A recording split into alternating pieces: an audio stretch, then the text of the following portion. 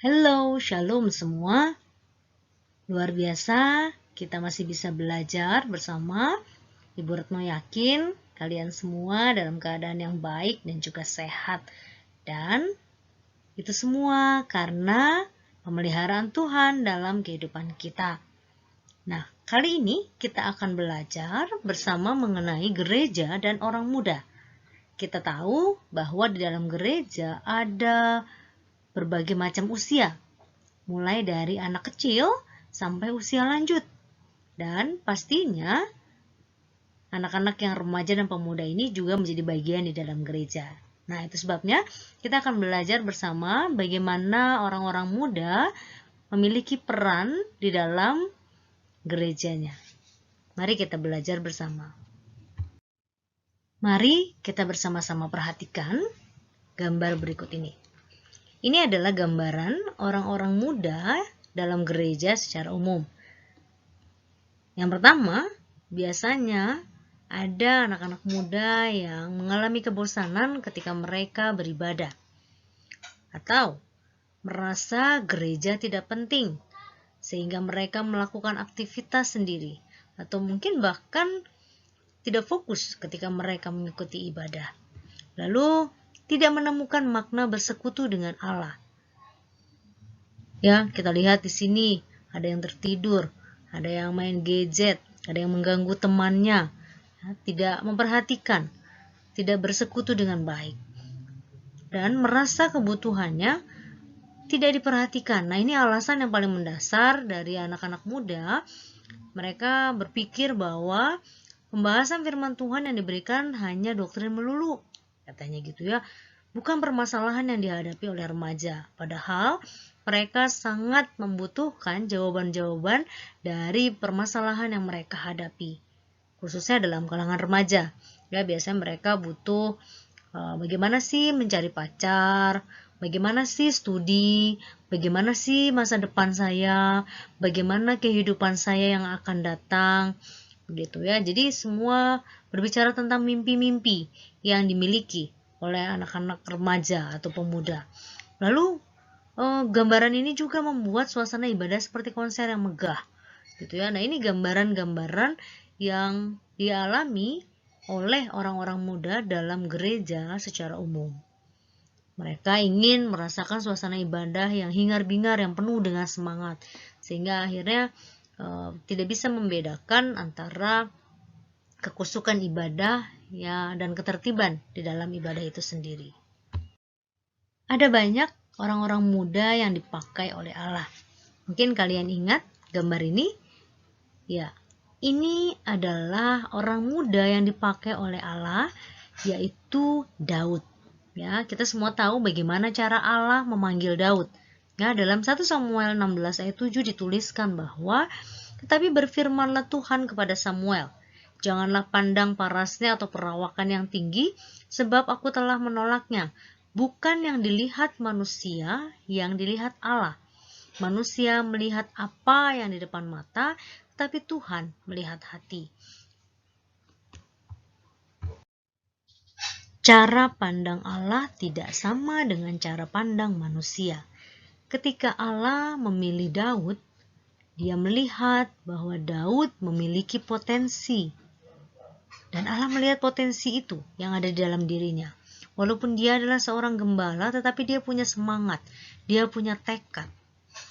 Allah membutuhkan orang muda karena mempunyai kekuatan, semangat, dan tekad. Dan itu sangat berharga untuk mendukung rencana Allah. Dan orang-orang muda memiliki visi yang besar untuk pekerjaan Allah. Lalu ada lagi orang muda yang dipanggil oleh Allah, yaitu Andreas. Nah, kalian semua tahu ya, Andreas adalah latar belakangnya seorang nelayan. Tetapi hal yang unik yang dimiliki oleh Andreas adalah ketika itu dia adalah pertama kali murid yang ditemui oleh Yesus secara khusus. Dan Andreas juga selalu rindu untuk mendengar ajaran-ajaran yang diberikan oleh Yesus, karena dia tahu dan dia mendengar bahwa Yesus itu adalah anak domba Allah. Dan Karena ketertarikannya itu, maka dia mau terus belajar firman Tuhan. Dia mau terus mengikuti. Itu sebabnya Allah atau Yesus memanggil Andreas, dan dia adalah murid yang pertama kali. Tidak berhenti sampai Andreas saja, yang dilakukan oleh Andreas, dia memanggil saudaranya, yaitu Simon, untuk bersama-sama belajar dengan dia, dan Yesus memberi nama kepada Simon, yaitu Kefas. Ya, Kefas ini artinya adalah batu karang. Ya, dalam bahasa Yunani dituliskan Petrus. Itu ya. Jadi, kedua saudara ini mereka tertarik untuk belajar firman Tuhan. Mereka tertarik dengan ajaran-ajaran yang diberikan oleh Yesus. Selain itu, hal lain lagi yang dilakukan oleh Andreas adalah ketika Yesus mengajar 5.000 orang. Pada saat itu Yesus kebingungan karena tidak ada satupun tempat yang menjual bahan makanan. Nah, Andreas ini adalah salah satu murid Yesus yang menemukan seorang anak kecil yang membawa bekal 5 roti dan 2 ikan. Ya, pasti kalian tahu semua cerita ini dan apa yang dilakukan oleh Yesus pada saat itu. Dia memberkati 5 roti dan 2 ikan ini dan dimakan oleh orang-orang sebanyak 5.000 orang, laki-laki. Belum termasuk wanita, belum termasuk anak-anak. Kalian bisa bayangkan berapa banyak, ya, hanya dengan 5 roti dan 2 ikan. Tetapi kita lihat mujizat yang dilakukan oleh Yesus, masih tersisa kurang lebih 12 bakul. Nah, di sini peran Andreas menolong Tuhan Yesus untuk menyatakan kuasa Tuhan, ya, melakukan mujizatnya. Ya, jadi salah satu murid yang peka apa yang menjadi kebutuhan Yesus pada saat itu. Orang-orang muda lainnya yang dipakai oleh Allah adalah Paulus. Ya, kita lihat Paulus juga menjadi salah satu murid Yesus yang bertobat, ya, yang akhirnya mengikut Tuhan dengan sungguh-sungguh melalui pertobatannya. Dan dia dalam pelayanannya itu ditemani oleh beberapa rekan kerjanya atau asistennya gitu ya. Dia ditemani oleh Lukas, ditemani oleh Barnabas, Lydia, dan juga Timotius. Nah, kita bisa melihat di sini bahwa pekerjaan pengabaran Injil atau pekerjaan Tuhan itu tidak bisa dilakukan seorang diri. Nah, kalian perhatikan di sini, ternyata Timotius ini adalah asisten yang paling muda. Dia ternyata tidak hanya muda, tetapi sebelumnya dia sudah belajar firman Tuhan dan mendalami iman Kristennya sejak dia masih kecil. Nah, ini semua adalah berkat bimbingan dari neneknya Louis dan ibunya Eunike. Jadi, Timotius ini sudah dibekali firman Tuhan. Dia sudah mendalami iman kekristenannya yang didampingi oleh nenek dan ibunya sendiri. Karena usia yang sangat muda, Paulus memberikan nasihat kepada Timotius. Ya, di sini dikatakan bahwa dalam 1 Timotius 4 ayat 12, jangan seorang pun menganggap engkau rendah karena engkau muda. Jadilah teladan bagi orang-orang percaya dalam perkataanmu, dalam tingkah lakumu, dalam kasihmu, dalam kesetiaanmu, dan dalam kesucianmu. Artinya apa? Artinya adalah bahwa Timotius harus bersikap dewasa dan tidak merasa rendah diri apabila orang-orang menganggapnya terlalu muda untuk menjadi pemimpin jemaat yang kadang juga dia harus mewakili Paulus. Sama seperti kita. Kita anak-anak remaja yang dipercayakan oleh Tuhan untuk ada di dalam persekutuan, di dalam gereja. Walaupun kita masih muda, kita tidak boleh merasa rendah diri ketika kita melayani orang-orang yang usianya lebih tua dari kita. Tuhan mengajarkan kepada kita sama seperti Paulus. Kita bisa menjadi teladan buat orang-orang percaya. Kita bisa menjadi teladan buat mereka. Di dalam apa? Di dalam perkataan kita, di dalam tingkah laku kita, di dalam kasih kita, dalam kesetiaan kita, bahkan dalam kesucian hidup kita.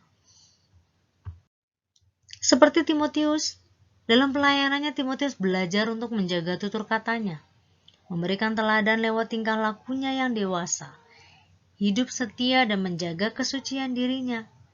Oleh sebab itu, Timotius mendapat pengakuan dan penghargaan dari orang-orang yang ia temui. Jadi, kita juga sama, ya, bisa belajar untuk menjaga tutur kata kita, tidak berkata kasar, tidak menyakiti hati orang lain, memberikan teladan dalam tingkah laku kita, sopan santun kita, menunjukkan kesetiaan kita di dalam beribadah, di dalam berdoa, di dalam membaca firman Tuhan, dan khususnya ini, ya, menjaga kesucian diri kita. Jauhkan dari narkoba, jauhkan dari pornografi, jauhkan dari hal-hal yang bertentangan dengan firman Tuhan. Jauhkan dari hal-hal yang bersifat keduniawian. Nah, inilah yang diteladankan oleh Timotius kepada kita sebagai orang-orang muda, orang-orang remaja, pemuda remaja di dalam gereja. Sehingga kita juga tidak hanya mendapat pengakuan atau penghargaan dari orang-orang sekeliling kita, tetapi Tuhan bangga dengan kehidupan kita. Oleh sebab itu, kita tahu gereja membutuhkan orang muda. Mengapa? Karena orang muda adalah masa depan gereja. Dan hal-hal yang perlu diperhatikan gereja adalah, mari kita perhatikan kebutuhan orang muda. Lalu, sungguh-sungguh mempersiapkan orang-orang muda yang terlibat dalam pelayanan gereja. Lalu, membuat program pelayanan yang menjawab kebutuhan orang muda sehingga dapat tetap setia kepada Tuhan dan gereja. Nah, ketika ini dilakukan oleh gereja, mari kita mengambil bagian sebagai orang-orang muda yang ada di dalam gereja. Jangan menolak pelayanan, karena dalam pelayanan itu menolong kita untuk melatih diri kita. Sebagai kesimpulan, dalam pembelajaran kita kali ini, gereja membutuhkan orang muda sebagai penerus generasi gereja.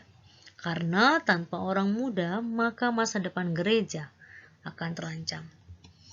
Sebagai orang muda, kita perlu menyadari pentingnya peranan di dalam gereja.